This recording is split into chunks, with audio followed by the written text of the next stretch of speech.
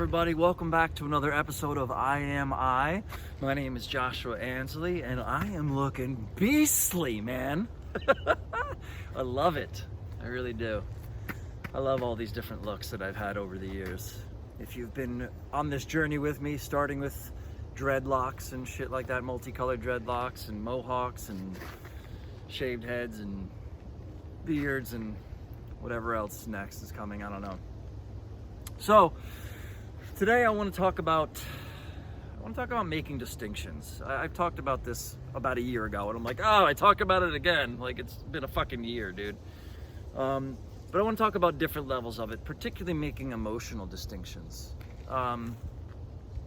So making distinctions as a whole is a really important part of life and an important part of a spiritual practice. I talked about understanding the system in which you are in is an important distinction to make. If you're an entrepreneur, understanding your market and your audience, understanding it really sounds quite obvious, but it's a really powerful thing to understand how to make these distinctions in life.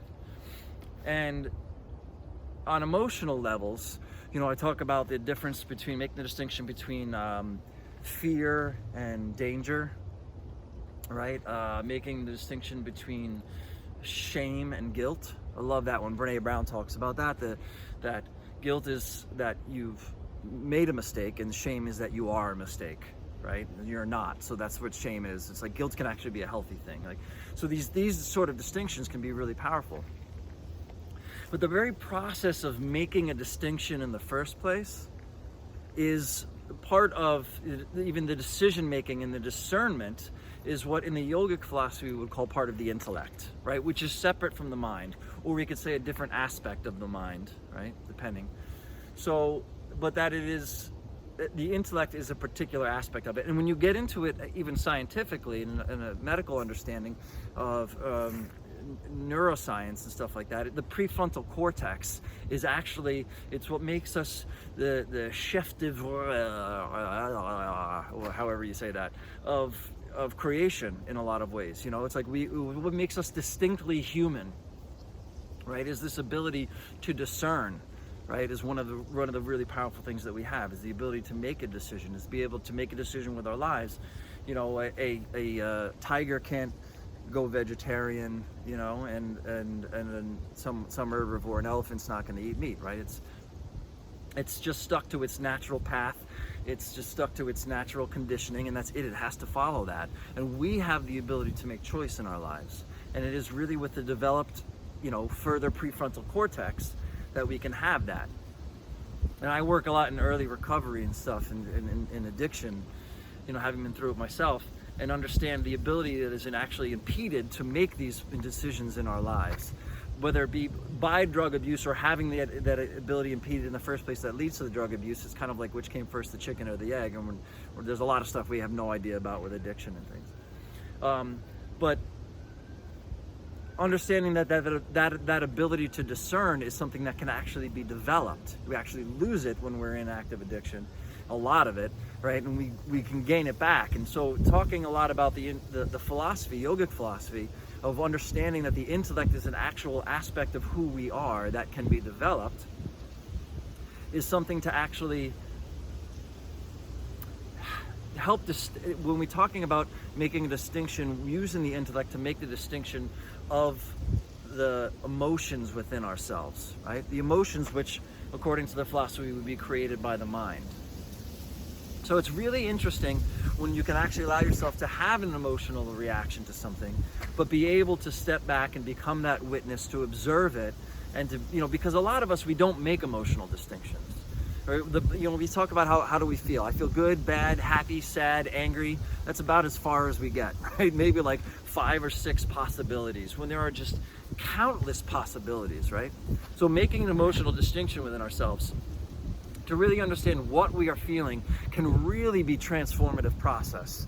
And I've thought years ago and continued to think for a long time that I was a savvy person who was aware of his feelings and emotions, right? Had no idea that I was not really aware of my feelings and emotions until I started to get a feelings list and to make a distinction of what is this feeling that I actually have, and where is it located in my body? Where is it resonating for me right now?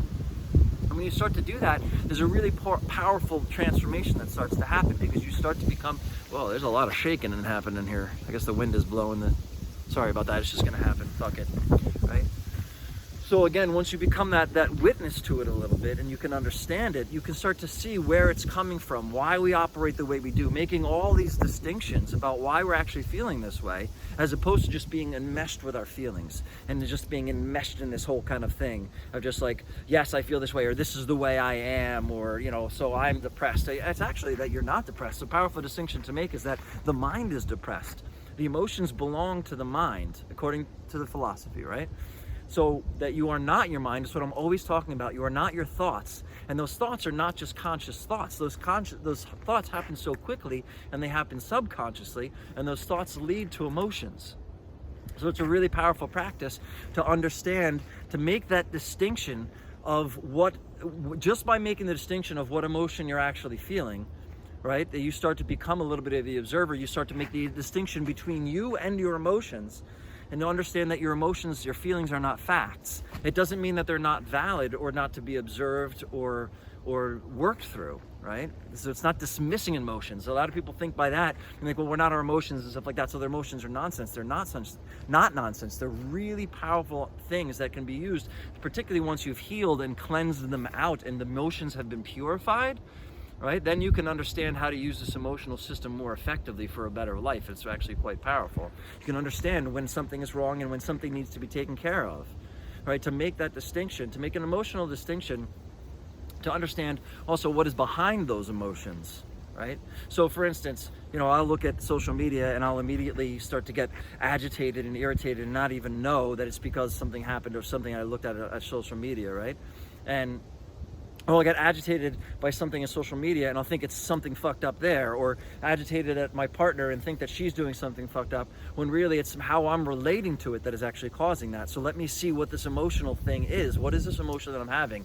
And when we get a list of emotions and understand, wow, I can look at this and be like, wait, am I feeling, when you look at, you know, a list of emotions and realize there's all these other words and these ways of feeling that we never really looked at before, and that there can be an emotion attached to a judgment, which leads to is different than an emotion that's attached with a judgment, right? So if I'm feeling abandoned or something like that, that's really an emotion attached with a judgment, because they're not necessarily feeling abandoned. So because they're not necessarily being abandoned, right? But there's a judgment of that I'm being abandoned in some way, right? That really comes down to then this feeling of like low self-worth or not being good enough. For me, like looking at the social media is where I'm going to with feeling that I'm comparing and not even realizing that I'm comparing myself, comparing my insides to someone else's outsides, right? And now I'm having an emotional response. And if I didn't recognize that and be like, wait, hold on a minute, this is not reality. This is not, you know, I start to tell myself this story, and I start to have this emotional response to this story, and then that recycles, and then I feel not good enough, and I feel this thing, and blah, blah, blah, blah, blah, right? And if I actually understand the distinction that if I'm having this negative feeling, it may be because there is a need that is not being met. That's why I'm having this emotional response to something, right? So somewhere within me, there is a need that is not being met. Or so I'm having an emotional response to the social media to see that I recognize that I'm not feeling enough, right? So then what is the need that needs to be met? What is the self-care? What is the thing that I need to do to meet that need within myself, to make myself come to a space of wholeness and completeness, so I don't have to be a victim to this emotional response from the storytelling that I have, right? So to make that distinction, to understand, because we start going to therapy and like, how do you feel? How does that make you feel? And it's like, dude, come on, how do you fucking think I feel? You know, or whatever. But it's really important and powerful to be able to make these distinctions, to be able to not be enmeshed with our emotions. And when we can cleanse out the emotion, we can use the intellect to cleanse out the emotion, what happens is, because the mind and its thoughts are what create those emotions, right? And when the emotions can be cleansed, so the mind can then be clear and open, then what the intellect can do is take the mind and turn it inwards, right? And point it as opposed to moving outwards towards happiness just externally. We can understand how to point it inwards and focus in on the divine core of who we are, and actually have an actual realization, and come into self-realization, letting the intellect point the mind to discern, to turn it inward and find that inward, if there really is. There's not really an inward. This is a point where language is no longer really, language fails us at this point because it's not necessarily inward, but that's the way we metaphorically understand it to be, is to not be seeking it in the external world, but within ourselves, right? But that's very difficult to do when the mind is so disturbed. So as we can work through our emotions and discern what our emotions are, and discern what it is that we need to get in our lives, most powerfully from within ourselves, but also within in our relationships. How do we set boundaries and actually be able to communicate what our needs are to get those needs met in a relationship? But my needs continually change in a relationship because as I fulfill myself more, I need something less. It's not a bad thing to even need, but I'm going to need less from the external world on just a little by little, as on a small basis, right? So that I can slowly start to get that strength and stability from within myself, and that shift starts to happen. So that shift to even move inward is where it ultimately, that's for the end result of, if there is a result of self-realization, is that the intellect can then take that calm mind and turn it inward. But we need to do the work just by observing, by becoming that sakshi, that witness to our emotions. It can be completely transformative to see where we need to have something adjusted in our lives and the way we're operating, so that we can come into a space of more fullness in our lives. And a lot of it just needs to be experienced and felt and worked through. The feeling is healing, in my opinion and experience. You know, for some people with trauma, it might be like way too much, and it's got to be like eked out little by little, and it's such a long healing process. But it's understanding that trauma came from, well, we don't fucking know actually scientifically, and understanding like when some people respond to trauma, some people respond in totally different ways. So it depends upon the recipient, it depends upon the subject and the object. There's a whole lot of things happening there. But for some people, it's to discerning what the process needs to be for us for healing. So the only one that can do that is really us, maybe with some professionals or with other people who know what they're talking about. But we have to discern what is right for us in our healing process to then ultimately be able to come to our fullness within ourselves, little by little. In Lakesha Lakin, I am you, you are me. Namaste.